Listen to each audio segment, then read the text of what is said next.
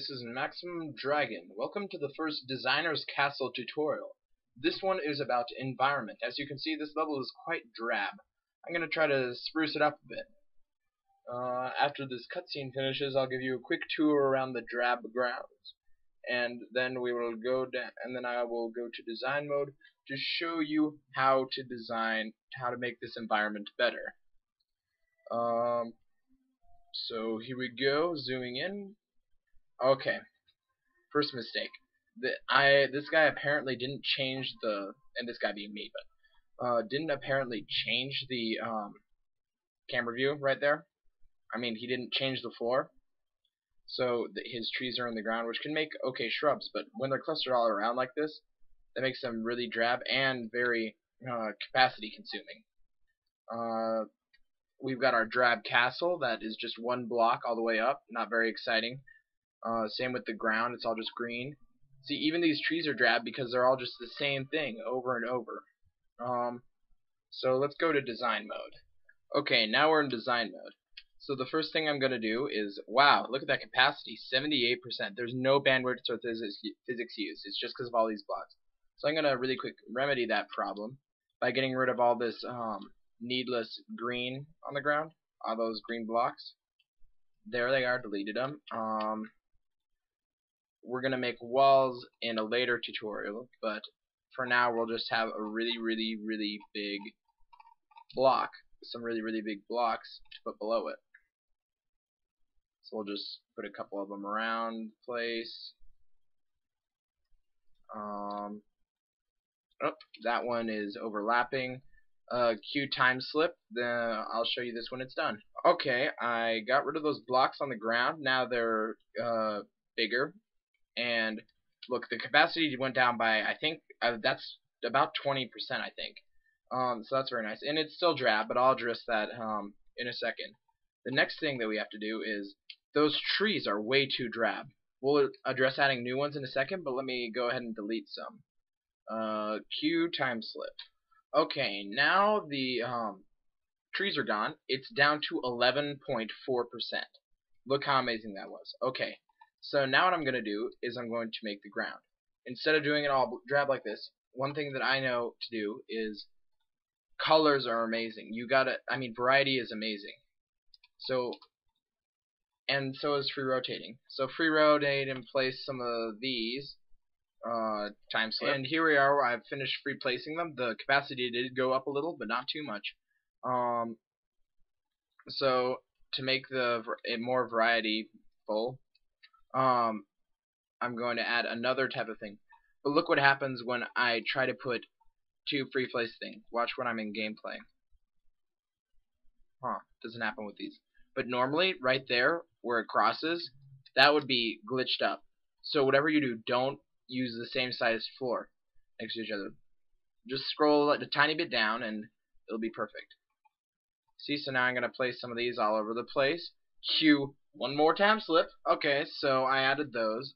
I don't know, it still seems, even though it's already looking a lot better, it still seems like it's missing something. I'm going to add a couple more floors then during this time slip, and then I'll get back to you. Okay? So, talk to you after the time slip. Okay, now look at this. Look at this. That's just crazy. I only used 4 platforms, and this thing already looks so much better. And it's only 13.6 capacity has been used up. So now I'm going to spruce it up with some props. To do that, I'm going to go here. I'll grab those trees that I had earlier. But the key to using props is not only free placing them and rotating them, also make sure you scale them. That's an important thing with props. So you can have some big trees and some small trees. I'm going to really quick put some trees down around, and so get back to you after the time slip. Time slip. Okay, so now I added those trees and everything. That's great. Next, the thing is, you also have to have you have to have variety with these too, with props also. So I'm going to go around and add some rocks. So time slip. Well, as you can see, as well as adding those rocks, I also added some palm trees. But everything looks much better now that I'm using the variety with all the different props. Even though the capacity is a bit higher, it's 27 now, 27.1 capacity. That's still pretty amazing. Next thing we have to address is these castles, the towers of the castles. So one thing that I would notice while I'm going into play mode is, wow, you can't get into these towers. That might be strategical for some of them, but what I'm going to do is I'm going to add some entrances to some of these things. Time slip. Well, now you can see that I gave some of the towers entrances. Depending on their size, I gave them bigger or smaller entrances. As you can see, if I move over here, see that one has a smaller entrance, that one has a pretty small entrance, it's a pretty small tower. That one has another bigger entrance because it's a pretty big tower. One or two of the tower, I think it's just one. One of the towers just doesn't have an entrance. You might need to find that later in the level or something. Next thing we must address, same thing as with the ground before. There is so much drabness in that. So I'm gonna toggle floor visibility, and I'm gonna change some of these block types. Maybe even scale a couple of them. I'm not actually gonna scale any right now because I might, for the gameplay part, I might need all the walls to not be special. So I'm gonna go vary up these towers. See you after the time slip. Oh my goodness, MaximumDragon is back after the time slip, and that took forever. But hey, look how much better they look. That's next part of business is the floor in here. I'm gonna do the same thing as what I did outside. So boom, time slip. Okay, so after that time slip, I got the floors of all of the castles figured out. Now the last thing that I have to say for environment is the skybox. Okay, for this I'm gonna want to turn on fog if I don't have it off. Okay, it's on. Okay, so I'm gonna go up a couple of floors to see what the entire thing looks like with the skybox. The skybox is the most important part of the level. At least to me it is. It really sets the mood. I'm going to choose that, but I'm going to change the fog color to a dark, like a murky green, I think. Like that. Yeah, that's good. That's a good castle-y. I'll turn up the density a bit. Keep the sunlight color of that, keep the ambient sun that way. We'll tint the skybox differently. Well, not that. That's Neo Zoktok type. That seems kind of sickening, actually. We'll stick with the green theme. That looks good. Now, last of all, let's play this and see how our environment looks now. Oh, that looks really cool. Actually, on second thought, I might want to make the fog a little bit less dense. Then we can try it, okay? Let's make the fog more like